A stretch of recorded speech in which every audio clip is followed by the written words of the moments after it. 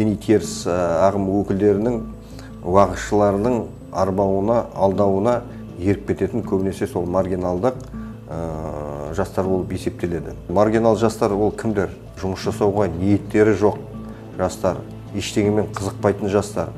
Қазір енді сондай заман болып кетті, газет, журнал, кітап оқымайтын заман, бәрі сол осы жұмыс болмаса да, бірақ қолында бір айфоннан алып алған, қымбат зерттеп, зерделеп көрдік. Сонда 80%-дан 90%-ға шейін көбі, жастардың көбі осы мына әлеуметтік желі арқылы деструктивный ағымдарға кетіп қалған. Маргиналдық жастар қайдан пайда болады? Әрине, енді келесі мәселені аударып қарасақ, ол біздің мына жанұямызда алып атқан тәрбиеміз.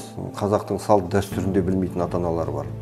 Анау сол батыс мемлекеттерінен келіп атқан солардың ұстанымдарын айтады, солардың жүріс-тұрыстарын айтады, солардың бір әңгімелерін айтады.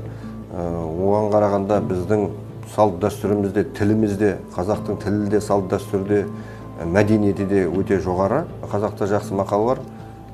Ел болғың келсең, бесігіңді түзе дегендей, мынау сол бесіктен бастап тәрбиені беру керек. Ата-аналардың институтын көтеруіміз керек. Бұл жерде ақсақалдардың институтын көтеруіміз керек. Жастарды салт дәстүр бағытында тәрбиелеу өте маңызды болып тұр қазір. Тәрбиелемей қоғамға шығару өте қауіпті болды.